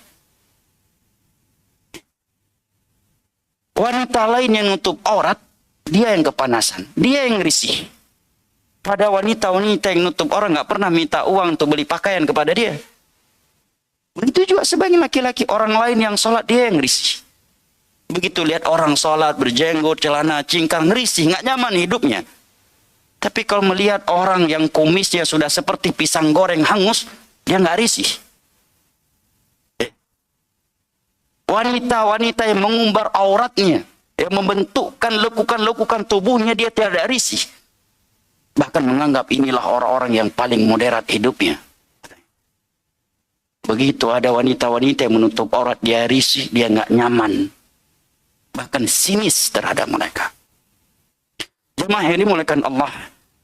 Makanya Umar bin Khattab radhiyallahu anhu pernah berkata, "Jalisu at-tawabin fa innahum araqqu syai'in afidah." Sering-seringlah kalian duduk dengan orang-orang yang banyak bertobat kepada Allah. Karena duduk dengan mereka ini paling melembutkan hati kita, kata Umar bin Khattab. Sebaliknya, kalau kita sering duduk dengan pelaku maksiat jamaah, waktu ketika kita duduk dengan orang-orang soleh, kita risih sama mereka, ya kan? Itu kita rasakan. Ketika kita sering duduk dengan pelaku maksiat, ini hati akan risih dan tidak nyaman ketika duduk dengan orang-orang yang taat kepada Allah. Nah, hanya gara-gara mereka bicara masalah agama, dia udah nggak nyaman. Ini dari tadi bicaranya masalah agama melulu sih, tegang banget hidupnya.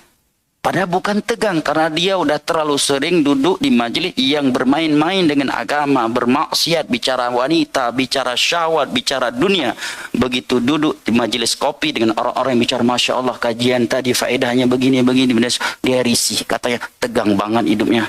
Padahal bukan orang lain yang tengah hidupnya. Dia yang sedang futur, nyalain orang lagi. Udah futur, nyalain orang lagi.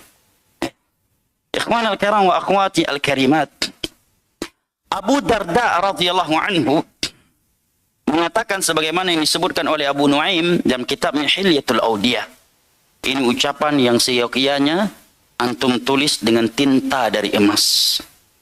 Namun bagaimana antum akan menulisnya dengan tinta dari emas kalau pulpen dan kertas saja lupa bawa? Mudah-mudahan tidak sampai tidak tersinggung.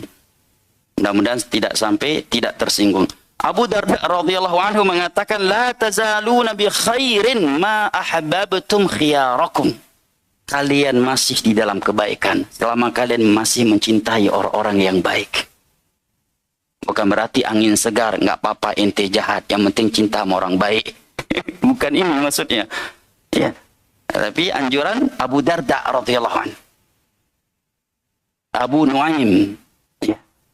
La tazaluna bi khairin ma ahbabtum khiyarakum. Kalian masih dalam kebaikan selama kalian masih mencintai orang yang baik. Karena biasanya sefutur-futur orang, kalau dia masih cinta kepada kebaikan dan orang yang melakukan kebaikan, insya Allah suatu saat dia akan hijrah lagi. Dia akan melakukan kebaikan itu lagi. Karena kata Syekhul Islam di awal kitabnya Al-Ubudiyah, Al-Mahabbatu Muharrikah. Ini ucapan yang luar biasa dari Syekhul Islam di awal kitabnya yang berjudul Al-Ubudiyah, nama kitabnya. Penghambaan kepada Sang Pencipta. Di sana beliau mengatakan Al-Mahabbatu Muharrikah. Cinta adalah motor penggerak. Dan ini kaedah baku dalam semua hal. Kenapa orang bergerak untuk dunia? Karena cinta kepada dunia. Demikian juga kenapa dia mau melakukan kebaikan? Karena telah mencintainya. Maka kata Abu Darda, kalian masih di dalam kebaikan selama kalian masih mencintai orang-orang yang baik. Dampak buruk dari futur yang keempat adalah mautul masyair ad-diniyah. Hilangnya ghirah dari hati ini. Tidak ada lagi ghirahnya terhadap agama ini. Dia enggak murka sama sekali karena Allah. Tidak cinta karena Allah dan tidak lagi murka karena Allah Jalla wa'ala. Yang terpenting baginya bagaimana hawa nafsunya itu terlampiaskan. Dia enggak peduli dari semenjak bangun dari tidurnya, perintah mana yang Allah telah dia kerjakan, larangan mana yang telah dia tinggalkan, bahkan orang yang melakukannya pun dia tidak peduli. Tidak ada ghirah sama sekali untuk agama Allah di dalam hatinya. Kemudian dampak buruk yang kelima dari futur adalah adamu syukur fis sarra wa adamu sabr fid dharra. Dia tidak bersyukur kepada Allah ketika Allah berikan kemudahan, kelapangan pada rezekinya, kesehatannya, dan nikmat-nikmat dunia yang lainnya. Dan tidak bersabar ketika Allah mengujinya dengan kemiskinan, dengan kesempitan. Sebagaimana dalam hadis riwayat Imam Muslim dari Abu Yahya Suhaib bin Sinan radhiyallahu an. Mukmin yang tidak futur itu kata Nabi, ajamal li amril mu'min inna amra kullahu lahu khair. Sungguh mengagumkan keadaan seorang mukmin itu. Karena dia selalu di dalam kebaikan. Ketika diuji dengan kekayaan, kesehatan, kelapangan, dia pun bersyukur. Karena syukur adalah kunci segala kebaikan. Dan apabila dia diuji dengan kesempitan, kemiskinan, kesakitan, dia pun bersabar. Karena sabar adalah kunci segala kebaikan. Nah, orang yang sedang futur enggak, justru terkadang sebaliknya. Begitu mendapatkan kekayaan, justru dia semakin bermaksiat kepada Allah. Dan ketika ditimpa kemiskinan, sampai-sampai dia mau murtad, menjual agamanya demi bisa bangkit dari kemiskinannya. Jemaah yang dimuliakan Allah, dampak buruk keenam dari futur adalah mujaharah bil ma'siyah. Dia tidak malu lagi bermaksiat kepada Allah. Yang tadi dia cuma diam-diam, sembunyi-sembunyi, sekarang sudah berani terang-terangan bermaksiat kepada Allah. Nah, dia sebagian manusia terang-terangan bermaksiat kepada Allah. Maka ada ucapan dari sebagian ulama salaf, dulu kemunafikan itu diam-diam, sembunyi-sembunyi, dan ketaatanlah yang terlihat. Ya kan, orang-orang munafik di masa Nabi sembunyi-sembunyi, bahkan menampakkan dirinya sebagai muslim. Hari ini kita sudah berada di sebuah zaman di mana kemunafikan terang-terangan dan keimanan harus bersembunyi. Kalau tidak, dia akan menjadi objek penghinaan, objek bully dan sebagainya. Sekarang dengan media sosial jamaah, berbagai maksiat dipertontonkan. Bahkan karena dahsyatnya maksiat, pelaku ketaatan malu karena ketaatan yang dia lakukan. Ada apa enggak jemaah? Apalagi anak-anak muda. Nongkrong di warung kopi sama kawan-kawannya enggak sholat. Mau ke masjid, malu dia diketahui oleh mereka mau ke masjid. Padahal semua mereka muslim. Sehingga ketika dia mau pergi ke masjid ditanya, mau kemana? Bentar, ada ke situ bentar, ntar lagi balik ya. Nggak mau, nggak berani diketahui oleh kawan-kawannya yang muslim bahwa dia akan pergi ke masjid. Dia cari alasan lain, mau kemana? Sebentar, ntar lagi saya balik. Padahal mau sholat, takut nanti dipanggil ustadz. Ini kemudian luar biasa. Ada apa enggak ini di tengah masyarakat? Malu diketahui sholat. Malu diketahui nggak ngerokok. Malu diketahui tidak punya pacar anak-anak muda sekarang. Terlalu gaul. Mindsetnya berubah. Kenapa? Karena kemaksiatan mendominan. Lebih buruk dari itu adalah malu tidak ikut serta dalam ritual syirik. Orang yang bertauhid dikucilkan. Dan yang berbuat syirik ditokohkan, dimuliakan. Yang beribadah dengan sunnah dituduh dengan berbagai tuduhan-tuduhan keji. Sementara yang meninggalkan sunnah dan melakukan bid'ah justru dimuliakan dan ditokohkan. Inilah zamannya. Ini dampak buruk dari futur jamaah dimuliakan Allah. Kemudian jamaah dimuliakan Allah. Apa sebab-sebab futur? Dan apa tipsnya? Namun waktu telah habis. Kita masih sisa 2 pembahasan lagi. Sebab-sebab futur dan ilajuha, cara mengobatinya. Tapi sudah jam 11 kurang 10. Baca bertahan saja. Ya udah, saya sebutkan sebabnya secara ringkas saja ya. Mungkin gak ada, bacakan dalil-dalilnya secara singkat. Yang pertama, dia tidak berusaha meng-cross-check dan menjaga keimanannya. Karena kata Abu Darda, min fiqhil abd an yata'ahad imanah. Termasuk bukti cerdasnya seorang hamba, dia selalu menjaga keimanannya. Sedang bertambah ataukah sedang berkurang. Jangan ketika iman telah berkurang, malah nggak tahu imannya sedang berkurang. Yang kedua, karena dia lupa, jahil, tidak tahu terhadap janji-janji Allah kepada mereka yang selalu semangat bertakwa kepada Allah dan tidak malas. Banyak mengingat surga jamaah. Kita kalau jarang ingat surga neraka, jadi malas ibadah, ya kan? Salat tahajud menjadi semangat kita lakukan tatkala hadir di dalam hati kita keutamaan tahajud dan janji yang Allah sebutkan dalam Al-Quran dan Sunnah untuk orang yang salat malam, akhirnya kita pun termotivasi. Ada ucapan indah dari seorang ulama tabi'in yang bernama Abu Marsad. Jadikan ini landasan di dalam beragama. Diriwayatkan oleh Imam Ahmad dalam kitabnya Az-Zuhud. Abu Marsad rahimahullah.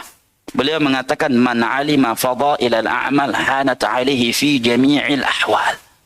Barang siapa yang mengetahui keutamaan suatu amalan, maka amalan itu akan menjadi ringan baginya dalam kondisi apapun.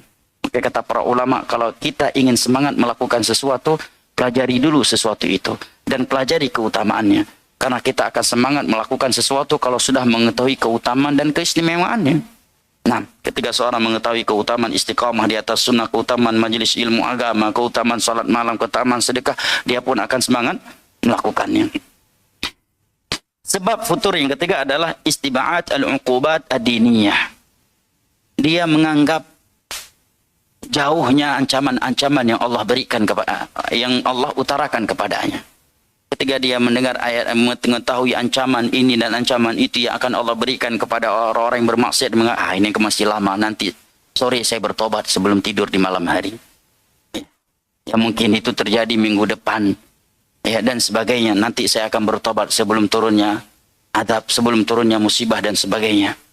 Kemudian yang keempat jamaah dimuliakan Allah, al-inbihar bid dunya wa zinatiha. Dia terlena dengan dunia dan perhiasannya. Maka coba antum perhatikan jemaah ayat berikut ini. Ketika Allah berbicara, laqad kana lakum fi rasulillahi uswatun hasanah. Siapa yang mau menjadikan Nabi sebagai uswah hasanah?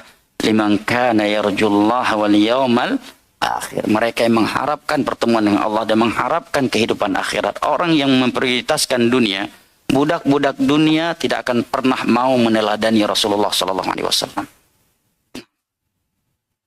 Terlena dengan dunia sebab futur. Ayat dan hadis tentang ini cukup banyak. Yang kelima, sebab futur yang kelima adalah tulul amal, panjangnya angan-angan. Panjangnya angan-angan dan sedikitnya amalan. Yang keenam, tahmilul insan nafsahu fi ibadati ma la yahtamilu adah. Terlalu ekstrim, terlalu diporsi ibadahnya terkadang, sehingga ketika malas benar-benar jatuh futur. Makanya Nabi mengatakan, alaikum bima tutiqun, lakukan aja yang mampu kalian lakukan dulu. Nah, sebagian orang kalau lagi semangat langsung sikat puasa Daud. Seminggu berhenti, setelah itu jangankan Daud, Ismail pun nggak ada. Jangankan Daud, Senin Kamis nggak ada, 3 hari tiap bulan juga. Arafah pun ikut lewat. Puasa Asyura lewat juga. Pada sebelumnya Daud cuma seminggu tapi. Cuma seminggu. Nabi mengatakan, Aisyah mengatakan, inna habbal amali ilai adwamu wa inqal. Amalan yang paling dicintai oleh Nabi yang berkesinambungan, yang terus-menerus dilakukan walaupun sedikit. Ada orang puasanya cuma 3 hari setiap bulan, tapi beristiqomah sampai meninggal dunia. Lah dia Daud, tapi umurnya cuma 2 minggu. Setelah itu jangankan Daud, Sulaiman pun nggak nampak. Allahul musta'an. Makanya Nabi mengatakan, inna dina yusr wa la yushaddad dina ahadun illa ghalabah. Lebih buruk lagi, dia ghulu tetapi dengan cara bid'ah. Ini yang lebih buruk lagi. Maka Nabi mengatakan, agama ini mudah. Barang siapa yang ekstrim dalam beragama, dia akan dibuat KO oleh agama ini. Sebagian orang lagi semangat zikir, zikir akbar. Dari mulai ba'da isya sampai subuh. Pulang zikir akbar, subuh pun tidak ada. Fakta atau bukan ini di tengah-tengah masyarakat kita? Zikir akbar bersama Habib Fulan yang telah mengalir darah Nabi di dalam tubuhnya. Zikir akbar malam Jumat dan sebagainya. Salat raghaib. Di bulan apa biasanya? Sya'ban, Rajab, raghaib. Di start dari mulai ba'da maghrib sampai menjelang subuh. Setelah itu pulang. Subuh pun nggak ada. Bahkan imam subuh pun nggak berangkat balik lagi ke masjid. Udah betul-betul raghaib. Ghaib. Tidak hilang, tidak ada. Ya, ini fakta di tengah-tengah masyarakat kita. Untuk perkara bid'ah semangatnya luar biasa. Salat berjamaah hilang. Enggak ada di masjid. Bahkan beberapa tempat Anda lihat ketika ada acara zikir akbar setelah Isya, datang sebelum Isya enggak masuk ke masjid. Ada masjid sedang salat berjamaah, enggak penuh masjidnya. Dan orang di luar udah penuh. Begitu selesai salat Isya, datang semua ke masjid dengan pakaian-pakaian putih. Ibu-ibu tua terkadang yang udah lansia, jam 12 malam, jam 1 malam baru pulang dengan becak ke rumahnya. Dengan penuh alhamdulillah, zikir akbar. Yang wajib malah tidak. Benar apa yang kata Nabi? Nabi katakan, inna dina yusr, wa la yushaddad dina ahadun illa ghalabah. Agama ini mudah. Tapi mudah dengan aturan agama, bukan dengan hawa nafsu kita. Tidaklah ada orang yang bersikap ekstrim, berlebih-lebihan dalam beragama, kecuali dia akan KO. Ana pernah bertemu dengan seorang penjual air kelapa muda. Seingat ana waktu itu, ana bertiga dengan orang ikhwah kita. Dia ceritalah tentang suatu tarikat. Tarikat tahulah ya kan? Tak usah kita sebutkan tarikat mana kan? Takutnya nanti sebagian tarikat sudah berorganisasi, sudah menjadi nama organisasi. Bisa diperkarakan secara hukum. Emang licik sebagian perbuatan bid'ah. Bid'ah itu dijadikan nama organisasi. Sehingga bid'ah itu apabila disinggung, yang telah disinggung oleh ulama dahulu, bisa diperkarakan secara hukum. Nah, suatu tarikat menjalankan puasa mutih. Pernah dengar puasa mutih? 40 hari berturut-turut nggak boleh putus. Kalau putus hari, ulang lagi dari awal. Kemudian sambil melakukan suluk, kalau di sebagian tempat namanya. Sebagian tempat yang lain namanya tawajjuh. Tidak memakai kecuali baju putih. Tidak makan kecuali nasi putih. Kalau kuah bening dan yang putih. Ya. Kemudian tidak makan daging-dagingan. Mereka berdalil Nabi mengatakan karena daging menyebabkan darah kita panas, dan Nabi mengatakan inna syaitan yajri fi bani Adam majrad dam. Syaitan menjalar pada anak Adam di peredaran darah. Padahal hadis ini Nabi yang mengucapnya dan beliau yang makan daging kambing. Ya kan? Ini aturannya. Di sebagian tempat pakai cadar laki-lakinya. Buka YouTube. Laki-laki pakai cadar, istrinya datang bawa nasi, malah pakai baju yang membentukkan lekukan tubuhnya. Dia pakai cadar. Sehingga ketika datang istrinya, anak yang antar makanan, dia datang dengan cadar. Mengambilnya. Nggak boleh lihat dunia. Belajar nggak lihat dunia selama 40 hari. Setelah dia ngobrol, adzan, kami pergi sholat. Ini orang masih jualan kelapa. Lihat hasil daripada ekstrim dalam beragama. Karena dia merasa udah 40 hari dulu habis-habisan. 40 hari cuma makan nasi putih, cuma kuah putih, baju putih, pakai cadar, nggak lihat dunia. Akhirnya setelah itu, sholat pun nggak lagi.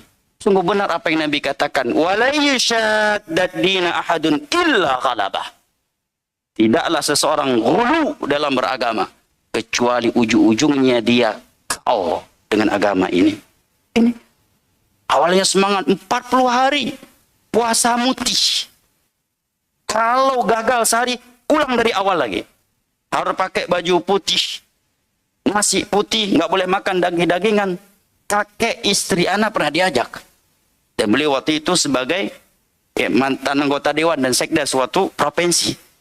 Dikasih tahu aturannya, nggak boleh makan daging-dagingan selama. Oh, nggak bisa kalau anak. Nggak bisa, udah cukup miskin dulu sebelumnya. Sekarang kalian ajak miskin lagi, nggak bisa, kata kakek istri anak. Diajak ikut suluk dengan syarat salah satu itu nggak boleh makan daging-dagingan dulu. Dalilnya itu tadi, karena syaitan menjalar pada anak Adam pada peredaran darah, dan daging itu membuat darah kita panas katanya. La haula wala quwata illa billah. Udah capek, lelah, bid'ah lagi. Ya kan? Mending tenang, santai, tidak melelahkan, pahala besar, sunnah lagi. Ini udah capek, nggak makan daging, laki-laki harus pakai cadar, gigit nyamuk lagi di makam wali fulan adalah bid'ah lagi.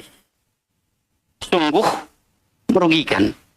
Tapi kalau sunnah, santai, tidak susah, besar lagi pahalanya. Maka kata para ulama, al-iqtisadu fi sunnah khairun min ijtihadin fil bid'ah. Sederhana dalam beribadah, tetapi sesuai dengan sunnah Nabi, itu jauh lebih baik daripada dengan cara yang dengan bersungguh-sungguh tetapi di dalam bid'ah. Orang lain pada Isya udah tidur, dia masih zikir akbar. Itu udah tingkat tertinggi. Kita mah masih awam, kita masih subhanallah. Orang udah tingkat tertinggi sudah sampai menjelang subuh. Kita yang melihatnya saja jadi takut, ini leher bakal putus atau enggak nih.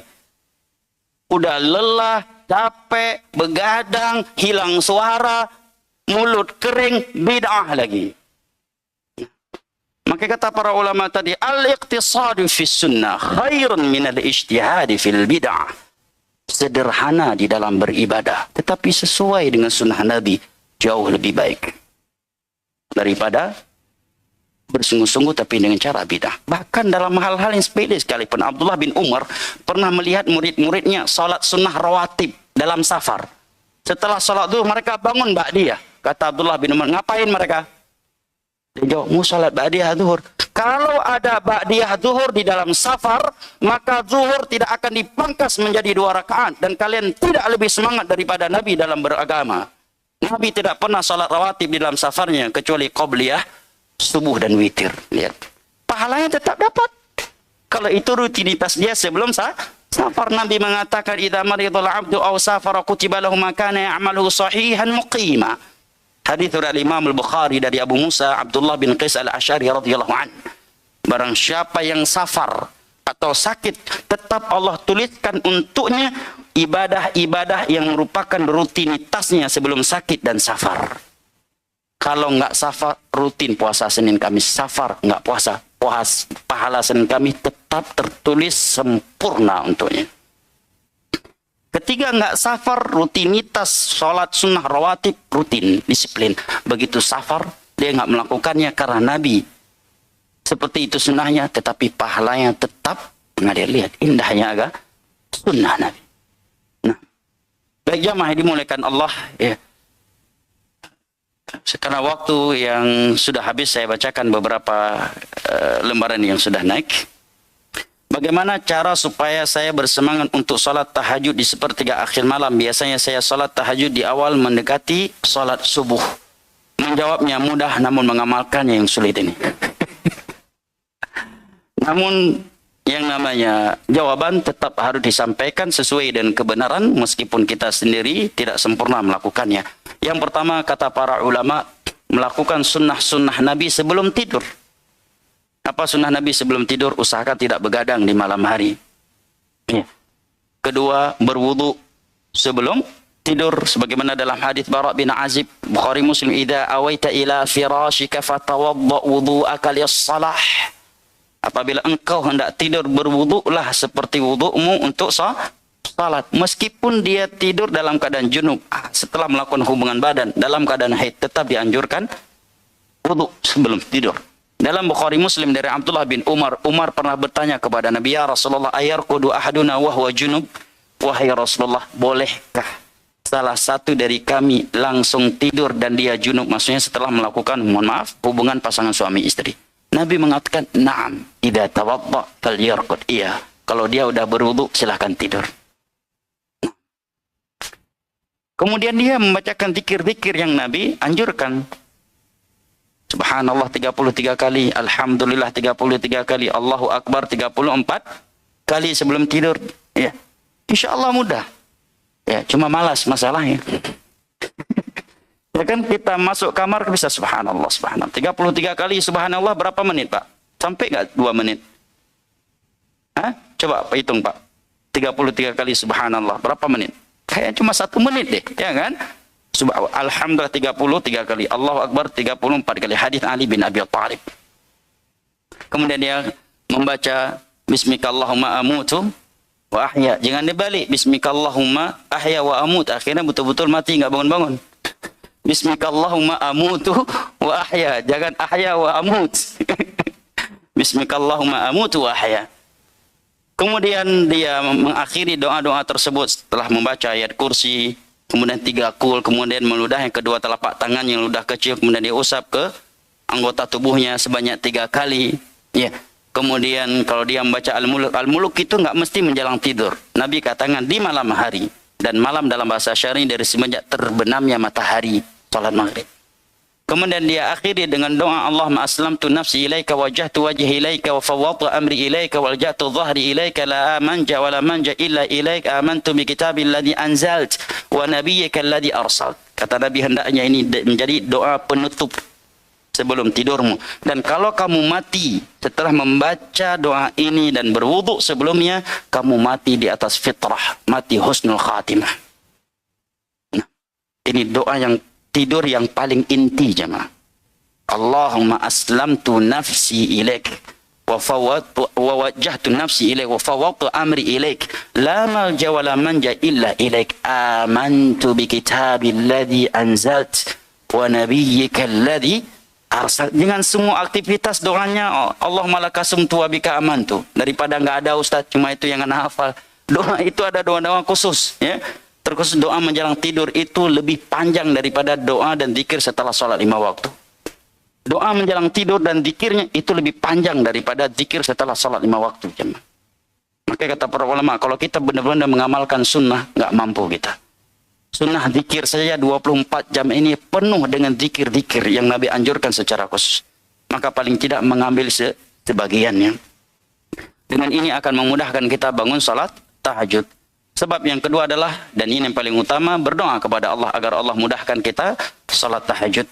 Kemudian yang berikutnya adalah dengan menghadirkan keutamaan salat tahajud di dalam hati. Dan seandainya kita susah bangun, ada sebagian orang memang susah bangun. Ana punya teman di negara jiran, dia tidurnya memang siang, karena malam dia jualan showroom mobil. Masya Allah, seorang pengusaha yang luar biasa dan dermawan sekali untuk dakwah di negeri jiran. Memang dia nggak bisa tidur kecuali pada subuh. Nah itu anak udah ceramah berulang kali, tetap nggak bisa juga. Habis sholat subuh baru bangun menjelang zuhur. Habis sholat zuhur nanti tidur lagi deh. Istrinya 3. Tapi kita bahas bukan tentang boleh istri 3. Memang tidurnya malam. Ada juga sebagian orang memang bisa tidurnya jam 12. Karena ada aktivitas. Maka ambil nasihat Nabi kepada Abu Hurairah agar salat witir sebelum tidur. Karena takutnya kalau langsung tidur nanti nggak kebangun. Nah, wallahu ta'ala alam bisawab, wal ilmu indallah.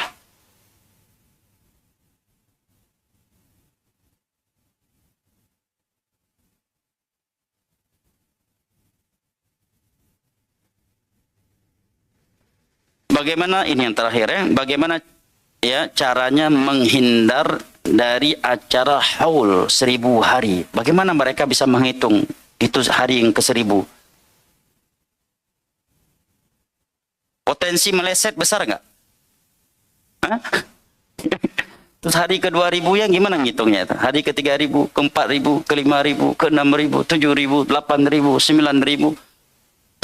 Pakai tanggal gitu. Pasti meleset. Nih kan? Mereka semua awam. Kalau saya tidak datang, katanya saya enggak berhubungan baik dengan kerabat. Boleh enggak ya saya datang dengan niat menyambung silaturahim saja tanpa menyinggung perasaan ibu mertua dan suami. Tanya kedua, kita tidak boleh makan makanan di sana. Betul tidak ya Ustaz? Perlu diketahui, makanan yang ada di acara tahlilan dan sebagainya, hukum asalnya dia halal lidzatih. Kecuali yang disembelih dengan selain nama Allah atau disembelih dengan nama Allah tetapi diberikan kepada ruh-ruh pengakuan. Namun ulama menasihati jangan makan karena itu merepotkan ahlul bait. Bukan berarti makanan itu haram lidzatih. Bukan. Yang kedua, ulama menasihati jangan makan sebagai bentuk ingkarul mungkar. Bagaimana Anda bilang bidah tapi datang makan kari kambing di situ. Dan orang jadi ini sama kita. Tapi kalau Anda datang disediakan minum atau makan kebetulan waktu makan, nggak ada masalahnya. Karena haramnya bukan lidzatih. Ini yang perlu diketahui. Karena ada sebagian orang segelas minuman segelas pun dia nggak berani ambil. Jadi seolah-olah itu haram lidzatih. Ya. Padahal itu hukum asalnya adalah halal. Kemudian terkait hal ini yang ditanyakan yang pertama tadi, maka jawabannya jamaah, kita nggak mungkin kucing-kucingan di atas sunnah. Ya kan? Sampai kapan antum kucing-kucingan mengamalkan sunnah dan meninggalkan bid'ah? Undangan yang pertama Anda bisa bilang, Anda lagi mules, nggak bisa hadir. Undangan yang kedua, mau alasan apa lagi? Anak-anak sakit. Undangan yang ketiga, tetangga yang ketiga. Di minggu yang sama juga, mau cari alasan apa lagi? Sampai kapan antum cari alasan kucing-kucingan? Nah, pasti sulit jamaah. Dilema. Memang sudah sunnatullah ketika kita mengamalkan kebenaran dan meninggalkan kemungkaran, kita akan dikucilkan. Masa mau masuk surga kucing-kucingan?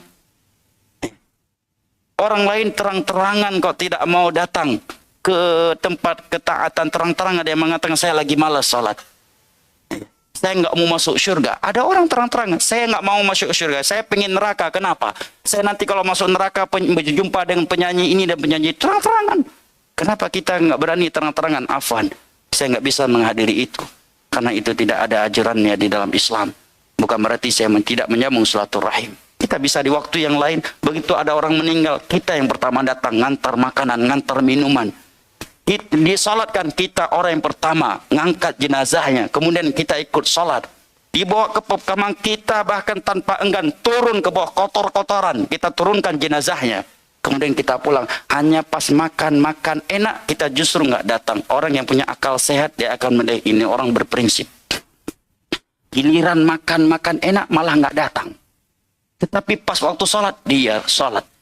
Ke pemakaman dia yang ngantar makanan ke kita. Begitu makan enak malah nggak ada. Berbeda dengan ini. Tadi nggak datang pas sholat kuburan ini. Begitu datang makanan, datang dengan sorbannya di atas pundaknya. Ya kan? Orang akan melihat hati nurani, dia akan menilai jamaah. Dan sekali lagi jamaah, sampai kapan Anda akan kucing-kucingan dengan sunnah Nabi? Sampai kapan? Kalau hari ini Anda beralasan lagi nggak bisa datang, anak-anak sakit. supaya besok pagi ada undangan yang sama lagi di lingkungan yang sama. Mencari alasan apa lagi? Mungkin pertama, kedua, dan ketiga kita bisa beralasan dengan alasan-alasan supaya kita tidak diketahui meninggalkannya karena bid'ah. Padahal tidaklah kita meninggalkannya kecuali agar memberitahukan kepadanya bahwa itu perbuatan yang mungkar. Ini kok justru kita tidak ingin diketahui meninggalkannya karena itu mungkar. Nanti saya kata, emang itu konsekuensinya. Nabi dipatahkan gigi taringnya karena menegakkan sunnah. Dipecahkan topi perangnya, berlumuran darah pipinya. Pernah dilempari dengan kotoran hewan. Istrinya pernah dituduh berzina dengan Sofwan bin Mu'attal. Dan berbagai. Imam Ahmad gara-gara tidak mau mengucapkan Al-Quran makhluk, tetap mengatakan Al-Quran kalamullah, di penjara 4 periode. Dan tidaklah dikeluarkan dari penjara kecuali seluruh tulang rusuknya telah hancur dan patah. Setiap hari dicambuk. Apa kesalahannya? Beliau tidak memberontak, tidak mencela pemerintah. Bahkan beliau termasuk para ulama yang paling keras melarang masyarakat mengkritik pemerintah, mencela pemerintah, dan harus bersabar di bawah pemerintah yang zalim. Tetapi karena akidah Al-Quran makhluk menjadi undang-undang dasar negara saat itu, karena dipengaruhi oleh tokoh-tokoh ahlul bidah seperti ini Abi Duat, maka tokoh-tokoh bidah berhasil menjadikan akidah Al-Quran makhluk sebagai undang-undang dasar negara. Yang tidak mengucapkannya ada yang dibunuh, ada yang penjara, dan sebagian ulama ada yang terpaksa mengucapkannya. Ada yang bertauriah, ulama sunnah dipanggil oleh Ma'mun, oleh Mu'tasim, maka dia mengatakan, wahai Ma'mun, sesungguhnya Taurat, Injil, Zabur, Suhuf, Al-Quran, ini semua saya yakini sebagai makhluk. Dia pun dilepaskan. Maksudnya semua ini adalah 5 jari jemariku ini. Bertaur ya. Imam Ahmad melihat kalau semua ulama seperti itu, ini akidah bisa tenggelam. Dan beliau melihat dirinya punya murid yang banyak. Tokoh yang ditokohkan, beliau bertahan. Akhirnya beliau dipenjara selama 4 periode. Dari mulai Ma'mun, mati Ma'mun diteruskan oleh Mu'tasim, beliau dipenjara, bahkan pernah diseret, diikat dengan kayu, kemudian diseret dari belakang seekor hewan. Dan di dalam perjalanan ya beliau berdoa, ya Allah jangan engkau perlihatkan kepadaku wajahnya Mu'tasim. Maka di dalam perjalanan beliau sambil diseret, Allah cabut nyawa si Mu'tasim. Kemudian datang setelah itu presiden yang ketiga, beliau juga dipenjara. Setiap hari dikeluarkan dari penjara di tengah lapang. Wahai Imam Ahmad, katakan Al-Quran makhluk. Maka Imam Ahmad dengan lantang mengatakan Al-Quran kalamullah ghairu makhluk. Maka beliau pun dicambuk. Dan setiap cambukan yang diberikan kepada beliau, kata para ulama, seandainya diberikan kepada seekor onta yang sedang berdiri dengan kokohnya, akan jatuh tersungkur. Kemudian datang periode yang keempat. Di situ Mutawakkil mulai mengenal sunnah. Maka ulama-ulama ini penjara semua dikeluarkan. Dan Imam Ahmad dimuliakan. Tetapi dalam keadaan seluruh tulang rusuk Imam Ahmad sudah patah. Sudah cacat tubuh beliau. Patah semua tulang rusuknya. Tidak ada yang tersisa satupun. Hanya gara-gara mengatakan Al-Quran kalamullah. Dan tidak mau mengatakan Al-Quran makhluk. Antum cuma dikatakan, oh udah jadi Wahabiyah, udah menyala kapan jadi, itu aja udah don, terlalu lebay,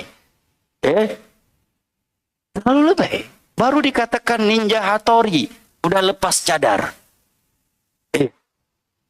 subhanallah. Ini Imam Ahmad ya, hanya gara-gara mengatakan kalamullah, Al-Quran kalamullah, di penjara 4 periode. Syekhul Islam gara-gara memperingatkan kaum muslimin dari bahaya syirik, dari bahaya bid'ah, dan membantah Asy'ariyah karena mentakwil sifat-sifat Allah, beliau dipenjara berulang kali dan terakhir kali beliau dikeluarkan. Kemudian nulis lagi kitab, judulnya potongan hadis, judul kitab beliau La tushaddu ar-rihal illa ilal masajidis salatah. Tidak boleh melakukan perjalanan jauh yang melelahkan kecuali Masjidil Haram, Masjid Nabawi, dan Masjid Aqsa. Hadis Nabi. Beliau tulis ini untuk memperingatkan kaum muslimin yang suka ziarah-ziarah kubra dari satu negara ke negara lainnya hanya untuk kepada kuburan. Ditambah lagi dengan khurafat dan ngalap berkah menjelang Ramadan dan seterusnya. Sebab tulisan ini Ahlul bidah masuk lagi ke penguasa, memprovokasi penguasa. Akhirnya Syekhul Islam ditangkap lagi, dimasukkan ke dalam penjara sampai meninggal dunia di dalam penjara. Dan beliau meninggal di saat beliau sedang membaca Al-Quran, membaca surat Al-Qamar. Ketika beliau sampai di ayat Allah, innal muttaqina fi jannati wa nahar inda malikim fi sidqin inda malikim muqtadir. Wafatlah beliau di penjara gara-gara mengingatkan bahayanya syirik. Padahal negara setiap jihad melawan Tatar, musuhnya negara, Syekhul Islam dikeluarkan, dibujuk Syekh ikut. Karena kalau nggak ada Syekhul Islam, nggak ada yang mau ikut perang. Selesai perang, masukkan lagi dalam penjara oleh pemerintah di masa itu. Kalau cuma sekedar dikatakan Wahabi, ya, hanya gara-gara semenjak kapan jadi Wahabi? Ya. Tanya balik, semenjak kapan jadi Syiah? Kalau ente ditanya sejak kapan ente jadi Wahabi, tanya balik semenjak kapan ente jadi Syiah. Lah kenapa? Ya Maulid itu dari Syiah, haul dari Syiah. Nih videonya nih, mereka yang ngaku.